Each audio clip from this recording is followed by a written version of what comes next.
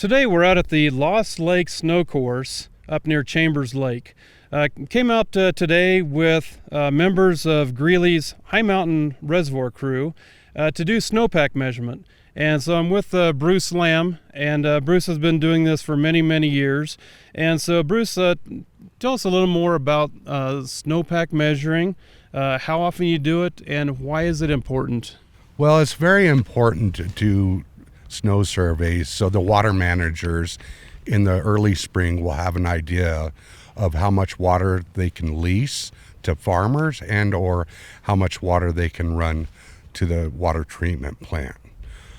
The snow courses we measure in January, February, March, and April.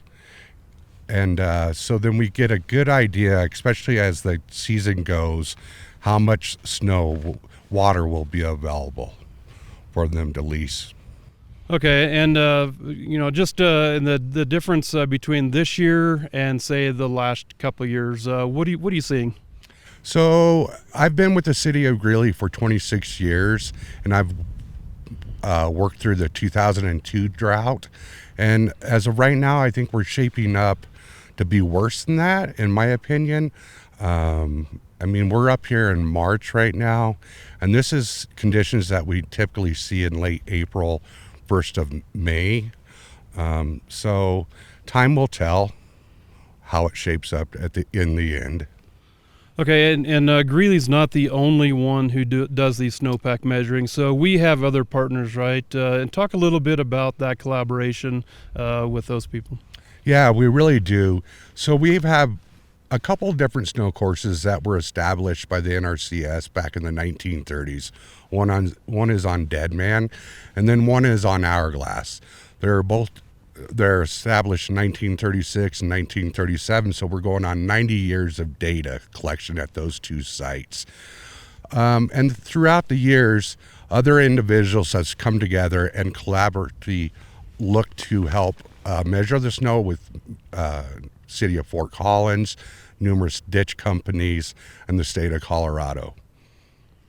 Okay, and so we're on site of the Cameron Peak fire, so you can kind of see in the background a lot of the burned trees. What impact does that have? Do wildfires have on snowpack measuring, and even here, 5 years later, it's still having an impact. Talk a little bit about that. Yeah, so we're going on 5 years since the Cameron Peak fire, and we're really starting to see the effects on that because we can start backing up our thought process with data.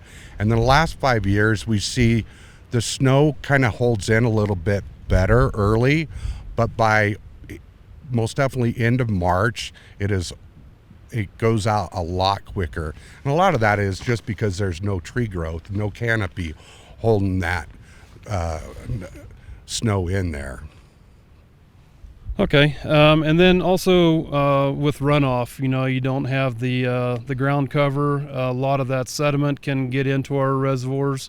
Is that something you've experienced too?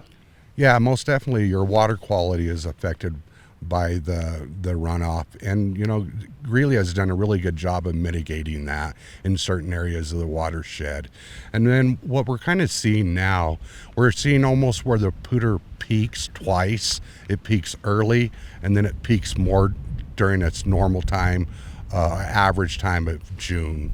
So yeah, it's starting to shift a little bit. And so going back a little bit to why we're out here and where we're at, how many different snow courses are there, and how long does it take you guys to go out and measure snow at each one of those throughout the year? So although we're just at one snow course today, we go to 7 different places to do snow courses, and then doing that, it's 3 days a month to do all 7 of those snow courses.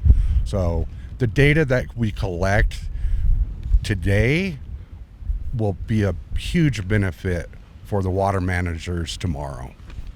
And just over the course of 90 some years, it's important to have that historical data each and every year so that you have something to compare it against. Oh, most definitely. And even on bad years like this, it's still so you still need to keep measuring, even in bad years, because that will give you a running average of what your snowpack's going to be.